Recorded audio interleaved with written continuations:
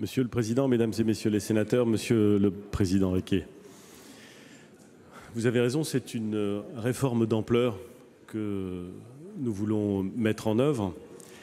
Peut-être d'ailleurs serait-il plus juste de parler de refondation du système des retraites. Refondation car ce que nous souhaitons, c'est substituer à ces 42 régimes existants un seul régime qui permettrait que chaque euro cotisé par n'importe quelle Française ou Français, quel que soit son métier, quel que soit son statut, quel que soit son âge, puisse produire le même effet et ouvrir les mêmes droits.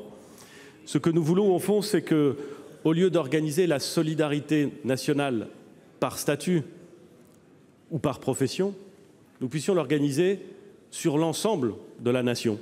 Ce qui ne me semble pas une mauvaise idée s'agissant de la solidarité nationale, et ce qui, vous le savez, Monsieur le Président, est une forme de retour aux sources du projet initial de création d'un système de retraite. On se souvient que, enfin on se souvient, je ne m'en souviens pas, mais je l'ai lu, que les ordonnances de 1945, notamment les ordonnances Parodi, avaient pour objectif la création in fine d'un système universel.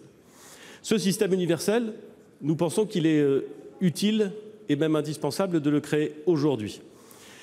Et c'est donc effectivement une refondation d'ensemble que nous proposons. Nous avons indiqué dès le début que notre objectif, ça n'était pas ça et là de faire telle ou telle petite économie, c'était de dire la vérité aux Français, compte tenu des transformations du monde professionnel, compte tenu du caractère haché des carrières professionnelles, compte tenu des changements d'activité professionnelle de nos concitoyens, du nombre de polypensionnés, de la complexité actuelle des systèmes, de la perte de droits que chacun subit lorsqu'il change trop souvent de système de retraite.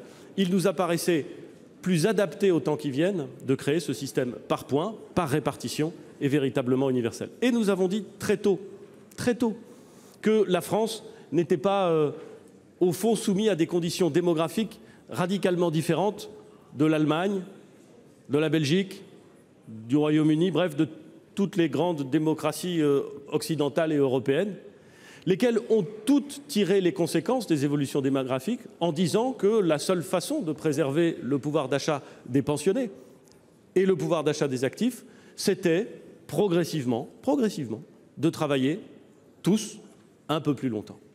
Et il faut évidemment le faire de façon la moins brutale possible, le faire en respectant les choix de vie de nos concitoyens, les prévisions, les orientations qu'ils ont pu retenir dans leur vie professionnelle et dans leur vie familiale même, si j'ose dire, mais qu'il fallait le dire clairement.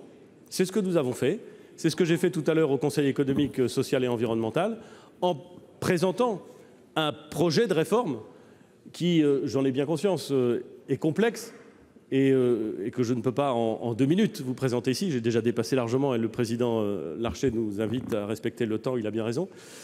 Mais qui sera débattu. C'est cher, avec... Monsieur le Premier ministre. Je me dépêche. Vous avez de la TVA un peu, là. Je ne propose pas d'augmenter.